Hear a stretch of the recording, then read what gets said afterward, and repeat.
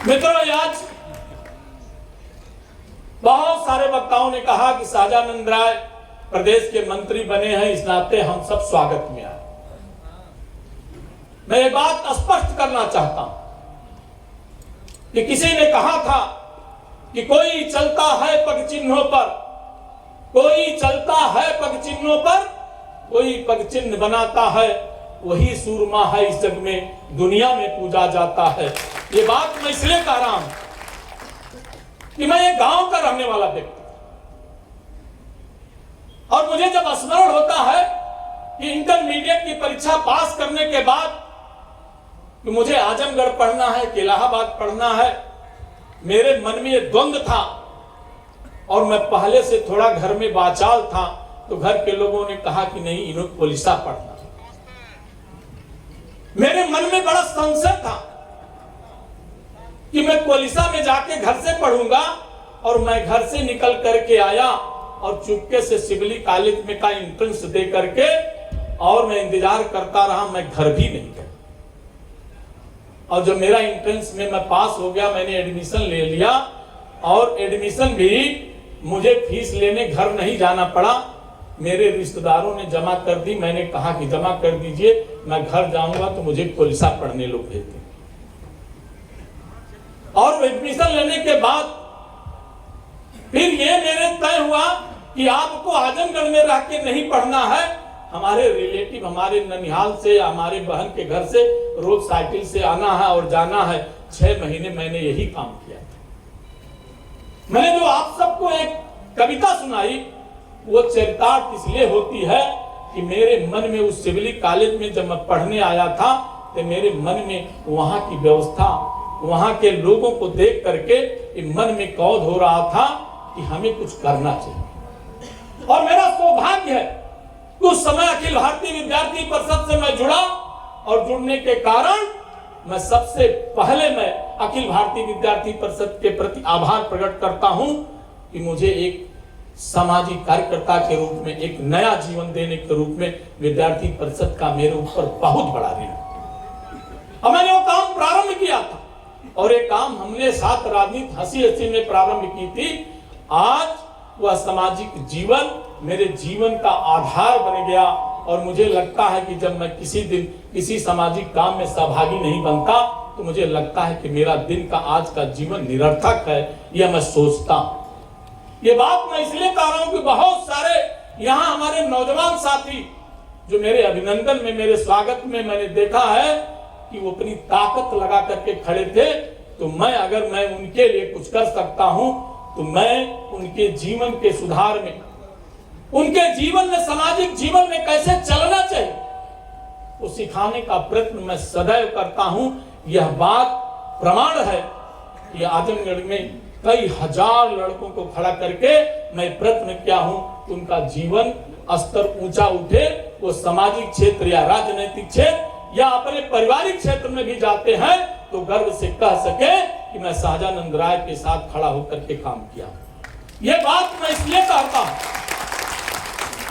कि मैंने कहा कि मैं जब पढ़ने आया, विद्यार्थी परिषद का काम प्रारंभ किया, और मेरे मन में वहीं से राज भावना जागृत हुई, और एक बात स्मरण हो गई कि हमारे बहुत वरिष्ठ प्रचारक माननीय नागेंद्र जी एक बार बैठक कर रहे थे। मैं 3 बार छात्र संघ का चुनाव लड़ा था उस सिविली कॉलेज में, एक बार 4 वोट से, एक बार 12 वोट से मुझे किन्हीं कारणों से हरा दिया गया। मेरे मन में कभी विकार नहीं आया कि मुझे चुनाव हरा दिया गया, क्योंकि वहां की परिस्थितियां ऐसी थी कि हमें वो 12 वोट 4 वोट जबरदस्ती हराया जाता था। और मैंने चुनाव अपने लिए छात्र संघ अध्यक्ष बनने के लिए मैंने कभी लड़ाई नहीं। मेरे मन में था, माननीय रमाकांत जी हैं, रमाकांत जी अखिल भारतीय विद्यार्थी परिषद की वहां नींव डाले थे, और जब हम लोग पढ़ने आए थे तो पारस यादव को जबरदस्ती विद्यार्थी परिषद से लड़ा करके गर्व महसूस करते थे कि हमने अपने विचार को हमने खड़ा कर लिया, हमने जिता लिया, यह गर्व हम सबको महसूस होता। और एक बात हमारे वरिष्ठ प्रचारक माननीय नागेंद्र जी ने कहा कि सहजानंद जी अब बहुत चुनाव लड़ लिए, अब मैं ये चाहता हूं कि आप अपना समय समाज जीवन में अखिल भारतीय विद्यार्थी परिषद के संगठन मंत्री के रूप में दीजिए। और मैंने वहीं से तय किया, मैं एक अच्छे परिवार का रहने वाला व्यक्ति, मैं बुंदेलखंड में जब वहां की बात समझ सकता था न वहाँ का खान पीन जानता था। और मैं गया 1 महीने तक मैं कार्यालय में रात को आता था तो मैं रोता था, इसलिए कि वहाँ की बात भी समझ में नहीं आती थी। जो हमारे यहाँ के लोग आलू की सब्जी कभी खाते नहीं, वहाँ गर्व से कहते थे भाई साहब आज आपको आलू और टमाटर की सब्जी मिलेगी। जो व्यक्ति हम लोग क्या खाता नहीं, लेकिन उन परिस्थितियों में आप सबके संबल के कारण मैं 7 साल रह करके लौटा। और मुझे सौभाग्य है कि मैं ऐसे विचार मैं उसी दिन तय कर लिया था कि एक माँ मेरी वो जिन्होंने मुझे पैदा किया, इस जीवन में दिया, दूसरी माँ मेरी भारतीय जनता पार्टी होगी। उसके लिए तिल तिल कण कण मुझे जो लगाना होगा मैं लगाऊंगा। अभी हमारे वक्ताओं ने बहुत बातें कही कि क्या कारण है, कुछ मीडिया के बंधु मुझसे प्रश्न भी कर रहे थे। ये बात का अफसोस सदैव मेरे मन में। हम अपने छात्र संघ के बाद अनेकों लोगों को छात्र संघ का अध्यक्ष हम लोगों ने बनाया, लड़ा के जिता के पैसा देके मांग के जिताया, लेकिन जब अपने विचार के लिए काम की आवश्यकता पड़ी उन छात्र संघ अध्यक्षों ने दूसरों का दामन थाम लिया। हम लोग कभी अडिग नहीं, कभी हम लोग विचलित नहीं और परिश्रम करते रहे।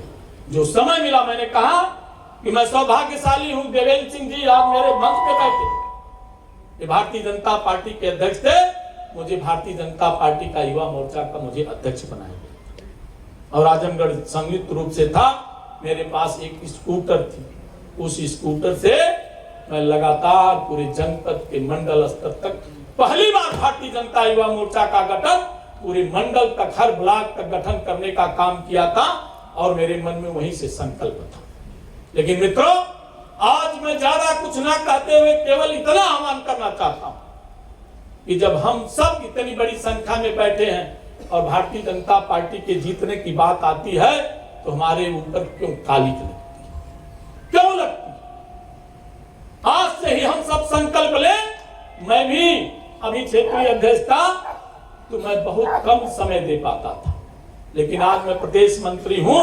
प्रदेश मंत्री के नाते मैंने तय किया है कि सप्ताह में 2 या 3 दिन मैं समय दूंगा और प्रत्येक विधानसभा में गांव-गांव जा करके अपने संगठन की इकाई के साथ सहयोग करके भारतीय जनता पार्टी 2027 में एक प्रचंड बहुमत के साथ विजय प्राप्त करे। और आजमगढ़ में जो 10 विधानसभा है उस 10 विधानसभा में भारतीय जनता पार्टी का कमल खिले, उसके लिए मैं दिन रात परिश्रम करने के लिए तैयार हूं। और मेरे मन में संकल्प है। क्या मैं आज के अवसर पर आप सभी साथियों से मैं पूछना चाहता हूं, मेरे इस संकल्प के साथ आप अपने आप को जोड़ते हैं? एक बार भारत माता की जय बोल करके अपना हाथ खड़ा करेंगे, तभी हम सब समझेंगे कि आज आप सब जो इतने परिश्रम के साथ आप सब यहाँ खड़े हुए हैं, तो मैं समझता हूं कि आप सब ये जो हम सब का संकल्प है, हमारे इस देश के नेता माननीय नरेंद्र मोदी जी का, हमारे उत्तर प्रदेश के यशस्वी मुख्यमंत्री पूज्य योगी आदित्यनाथ जी का, तो मैं समझता हूं उस संकल्प के साथ आप सब खड़े। कार्यकर्ता मित्रों और कार्यकर्ता के साथ साथ यहाँ जितने भी बैठे हुए लोग हैं, जिनको मैं सबको जानता हूं, सबके साथ मैंने काम किया हूं। कोई हमारा वरिष्ठ रहा है, कोई हमारे साथ सहयोगी के रूप में काम किया है, कोई आज सामाजिक क्षेत्रों में काम कर रहे हैं। ऐसे सब कार्यकर्ताओं का मैं आह्वान करता हूं कि आप सब एक बार मेरे साथ संकल्प लें और हम सब आज ही से तय करें कि भारतीय जनता पार्टी की विजय प्राप्त करने के लिए, ये विजय क्यों, ये भी प्रश्न होता है कि क्या इस देश की परिस्थिति ऐसी थी कि आज जो हमारे देश के नहीं दुनिया के सम्मानित नेता नरेंद्र मोदी जी ने जो भारत का मस्तक ऊंचा किया है, या उत्तर प्रदेश के यशस्वी मुख्यमंत्री पूज्य योगी आदित्यनाथ जी ने जो उत्तर प्रदेश को एक बीमारू राज्य से उत्तम प्रदेश बनाने में अपना संपूर्ण न्यौछावर किया है, तो हम भी अगर उत्तर प्रदेश के हैं तो हमको आपको भी अपने हिस्से का काम करना पड़ेगा। सबका मैं अभिनंदन करते हुए, ज्यादा कुछ ना कहते हुए, मैं आप सबके बीच का हूं, इतना निवेदित करते हुए कि हम सब जो संकल्प लेकर कर निकले हैं, उस संकल्प के आप सब सहभागी बने, इतना निवेदित करते हुए अपनी बात को समाप्त करता हूं। मैं एक बार आप सबके जो हमसे वरिष्ठ हैं उनके चरणों में मैं वंदन करता हूं। जो मेरे मित्र हैं, जो मेरे उम्र के बराबर हैं, मैं उन्हें गले लगाता हूं। जो मेरे छोटे भाई हैं उनको मैं आशीर्वाद के साथ अपनी बात समाप्त करता हूं। धन्यवाद।